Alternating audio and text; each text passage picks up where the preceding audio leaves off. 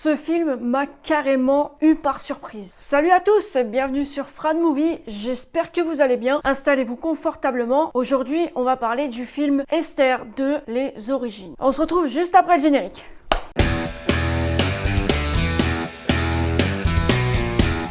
Cette première partie sera exclusivement sans spoil, mais je vous préviendrai quand l'heure du spoil aura sonné. Après s'être échappée de l'asile psychiatrique, Esther, ou plutôt Lina de son vrai nom, va se faire passer pour la fille d'un riche couple qui a disparu depuis 4 ans, la vraie Esther Albright. Esther, ou plutôt Lina, va refaire surface dans la vie de cette petite famille. Esther, les origines n'est pas réalisée par le même réalisateur que son prédécesseur, mais par William Brent Bell, qui n'a pas une longue liste de films à son actif, mais qui est un spécialiste de films d'horreur. Dû au premier film, on connaissait déjà la vérité sur Esther, à savoir qu'elle avait une maladie très rare, qui en fait a l'apparence d'une fillette de 10 ans, mais qui en réalité a 31 ans. Ma question, elle était comment ils vont réussir à nous surprendre dans ce film, étant donné qu'on connaît déjà la vérité sur Esther. Et honnêtement, ils vont vraiment y arriver d'une très bonne manière. Il y a un gros hic dans cette histoire, c'est que ce film-là est un préquel de 2 ans, le premier Esther. Seulement, le préquel, il sort 13 ans après. Ça va en soi, c'est pas trop grave. En revanche, ce qui est un peu plus perturbant, c'est que l'actrice qui jouait Esther en 2009, qui avait donc réellement 11-12 ans, reprend son rôle dans Esther 2, sauf qu'aujourd'hui, elle a 25 ans. On va pas se mentir, même si elle tient plutôt bien son rôle, et contrairement à son perso, elle a bien grandi. Donc là, il y a un petit problème. Alors, il y avait aussi 2 actrices de 10 ans qui jouaient le rôle de Esther quand ils tournaient de dos. Mais même quand on la voyait de face, le corps d'Isabelle Fuhrman était plutôt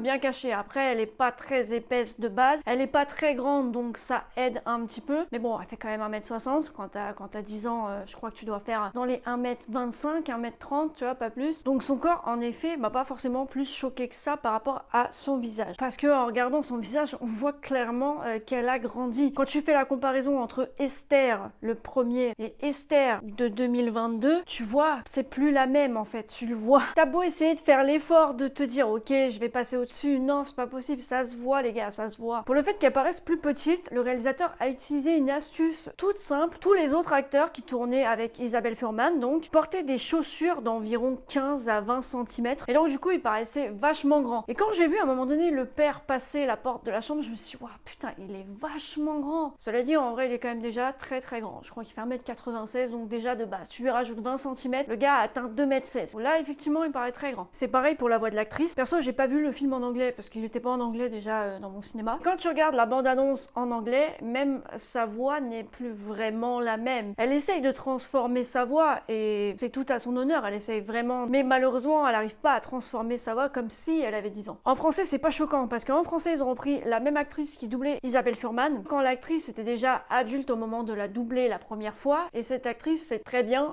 faire une voix d'enfant. Donc en français, en soi, ça choque pas. Il y a un truc qui m'a choqué dès le début du film, c'était la luminosité, les images, la qualité visuelle pourrie du film. On a l'impression que c'était un peu flou, un peu brumeux. Je sais pas s'ils ont essayé de recréer un film comme s'il avait été tourné en 2007, mais les gars, c'est pas le cas. Là, on n'est plus en 2007. Faites-nous une qualité visuelle de 2022 en adaptant l'histoire à une époque de 2007 en fait. Tout ce que vous avez réussi à faire, c'est de niquer un peu les images de l'écran. Pour parler de l'histoire sans spoiler, au début du film, je me disais, les réactions de la famille sont plutôt étranges quand même. Ça, je le développerai plus dans la partie spoil, mais les réactions de la mère sont quand même assez particulières et celles du fils après, c'est un peu pareil. Comme dans le premier, c'était la mère et le fils qui avaient aussi des soupçons. Je me suis dit, on va être sur un parfait copier-coller du film. Il n'y a rien de très innovant. Et là, les gars, j'ai pris une claque monumentale. Et c'est maintenant que je vais passer en partie spoil. Pour ma part, je vous le recommande, j'ai vraiment aimé ce film. Il y a vraiment un tournant à cette histoire qui est très intéressant et qui moi m'a scotché à mon fauteuil, mais vraiment. Allez voir ce film et revenez voir cette vidéo après. N'hésitez pas à liker, à partager, à me suivre sur tous mes réseaux sociaux ou à vous abonner à ma chaîne. Et pour ceux qui n'ont pas vu ce film, je vous dis à la prochaine,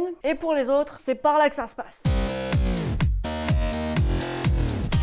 Alors Alors une actrice de 25 ans qui joue une petite fillette de 10 ans, entre guillemets, parce qu'elle a 31 ans, mais l'apparence d'une fillette de 10 ans, c'est assez moyen. Par contre, le point positif, c'est qu'ils peuvent avoir plus de liberté que quand elle en avait 12. Notamment dans le jeu de séduction au début du film, quand elle essaye de séduire le garde pour s'évader. Ça, c'est un truc qu'avec une fillette de 12 ans, tu peux pas faire. Mais du fait qu'elle soit adulte, eh ben, ils peuvent se permettre, même si dans le jeu de la séduction, ça va pas plus loin que ça. Mais le peu qu'il y a de séduction, ça te met quand même assez mal à l'aise. Comme l'actrice est une adulte, ils auraient pu aller plus loin dans les jeux de séduction, notamment avec le père. Après, je me dis peut-être qu'ils ont pas osé. Mais bon, en soi, je pense que c'était peut-être le moment d'oser, parce que même si c'est malsain, de toute façon, ce film, même le premier, est malsain de base. Donc le fait d'avoir une actrice adulte pouvait t'ouvrir des portes. Je prends un exemple tout con, mais Bates Motel, c'est un peu le même délire. La relation entre la mère et son fils, c'est une relation super malsaine. Mais on n'y a pas accordé plus d'importance que ça, parce que c'est en gros un adulte, ou en tout cas un jeune adulte. Là, c'est vrai qu'elle a l'apparence d'une enfant, donc peut-être qu'ils n'ont pas non plus trop osé s'aventurer là-dedans. Esther dit qu'elle se souvient de choses au bout de quelques secondes. Elle pourrait clairement dire qu'elle s'en souvient pas, parce que quand elle avait disparu, elle avait 6 ans. Enfin, quand elle avait disparu, entre guillemets. Il y aurait rien de bizarre à ce que se souvienne pas quand la mère lui montre des photos et qu'elle voit sa grand-mère et qu'elle dit j'ai hâte de la revoir. Pourquoi tu vas t'aventurer à dire des choses comme ça? La grand-mère, en plus, elle est morte. Pareil pour le perroquet, Sydney. Au départ, elle le reconnaît pas, puis d'un coup, elle va lui parler comme si elle avait une lumière et qu'elle s'en souvenait. En plus, c'est même pas le même perroquet, du coup. Donc c'est con, arrête, t'es en train de t'enfoncer toute seule, meuf. La relation entre la mère et la fille est directement super chelou. Déjà, l'instinct maternel, il est où? En soi, il y a que 4 ans qu'elle est partie, donc je veux dire, son visage a changé, ok, mais bon, avec un instinct maternel, tu vois bien que c'est pas ta fille. Esther, elle a plutôt été bonne sur ce coup-là, parce qu'elle a quand même choisi une petite qui avait quand même une ressemblance avec elle. Le frère, il est chelou aussi, quasiment dès le départ. Quand Esther arrive à l'aéroport, il lui dit juste salut. Et même la mère, elle lui dit, on pourrait faire mieux qu'un salut. Bah, c'est un minimum, quoi. Ta sœur, elle avait disparu et elle revient. Quand il rentre à la maison, le gars, il a ses écouteurs dans les oreilles, comme ça, genre, je m'en bats les couilles que ma sœur soit rentrée à la maison, mais alors...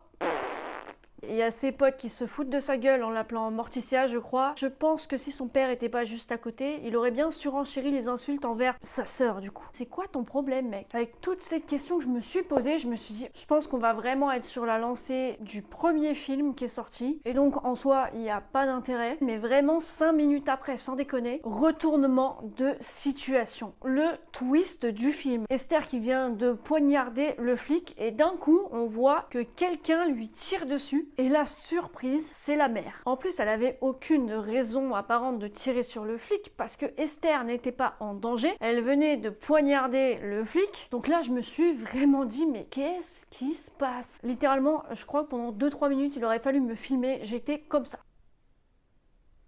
J'ai rien compris, j'étais en état de choc, je me disais mais qu'est-ce qui se passe, c'est quoi ce délire? Elle est folle, c'est une meurtrière elle aussi. À ce moment-là les gars, le film bascule complètement. Et ils font de Esther la victime du film. C'est quand même fou ça. Et franchement c'est super fort. Et c'est là qu'on comprend pourquoi la mère et le frère étaient bizarres dès le départ. C'est parce qu'ils savaient que ça pouvait pas être la vraie Esther. La mère raconte à Esther que c'est son frère qui dans une bagarre a tué sa sœur. Et donc pour protéger son fils, l'enfant qui lui restait, ils ont caché le corps de la petite. C'est super morbide. On nous fait passer Gunnar pour le fils modèle alors que pas du tout, c'est un vrai connard qui a tué sa sœur et qui a visiblement pas beaucoup de scrupules. Après ça marche à coup de chantage, la mère qui lui dit on pourrait te dénoncer, Esther qui dit si je dis la vérité vous allez finir en prison. Et en soi le frère a dit quelque chose d'intéressant, c'est qu'il dit qui va croire une folle comme toi qui est rentrée aux États-Unis illégalement et qui vient d'un asile psychiatrique. Et il a pas tort. Après d'un autre côté, si elle avait dit ça, il y aurait peut-être eu une enquête sur la famille. Cela dit, il n'y a pas eu d'enquête à la fin du film, chelou à partir de là. La suite de ce film, ça devient vraiment très fort parce que Esther, qui est la meurtrière, passe clairement du côté de la victime. On aurait presque envie que ce soit elle qui s'en sorte et que ce soit la mère et le fils qui meurent. Dans l'absurdité, c'est pareil, c'est le coup de la voiture. Ça m'a fait rire, hein, je vais être honnête, ça m'a fait rire, j'ai rigolé. Mais c'est quand même absurde qu'une fillette de 10 ans arrive à conduire en étant vraiment vraiment en mode au fond du siège, presque le poignet sur le volant, et qu'elle arrive en plus à toucher les pédales. À la limite, c'est faisable, mais si tu restes collé au volant, elle met des lunettes, elle fume et tout. Ça, c'est de la liberté qu'ils pouvaient pas se permettre avant. Ça, j'ai bien aimé. Mais c'est vrai que c'est quand même une scène qui est complètement absurde. L'immense baraque que la famille possède, alors qu'ils sont que 3, et on va pas se mentir, pendant tout le film, on doit voir 4-5 pièces de la maison, alors que la maison doit contenir au moins 50 pièces. La finalité du film est très rapide et très absurde aussi, encore une fois, pour continuer sur l'absurdité des choses. Le corps d'une fillette de 10 ans qui arrive à tuer le garde, qui arrive à tuer la professeure d'art plastique, qui arrive à tuer, bon, le flic, elle l'a par derrière. Donc ça, à la limite, ok. Elle arrive à tuer le frère, à se débarrasser un peu de son étreinte. Alors ok, elle a 31 ans, mais elle est dans le corps d'une fillette de 10 ans. Et je ne pense pas que sa force soit celle d'une femme de 31 ans. Donc c'est un peu illogique et bizarre et absurde. Et dans le premier, c'était un peu pareil, donc on va pas en tenir rigueur. La mort du père est probablement la finalité la plus conne du film. Genre le père se rend sur le toit pour sauver donc sa femme et sa fille, entre guillemets. Il n'arrive pas à sauver sa femme, il sauve sa fille. Et la chose complètement bizarre, je me suis dit pourquoi tu fais ça? Il lui appuie sur le visage comme ça et il y a son dentier qui sort. Mais déjà, pourquoi tu lui appuies sur le visage? Je veux dire, tu lui appuies pas sur le visage comme si tu voulais l'écraser.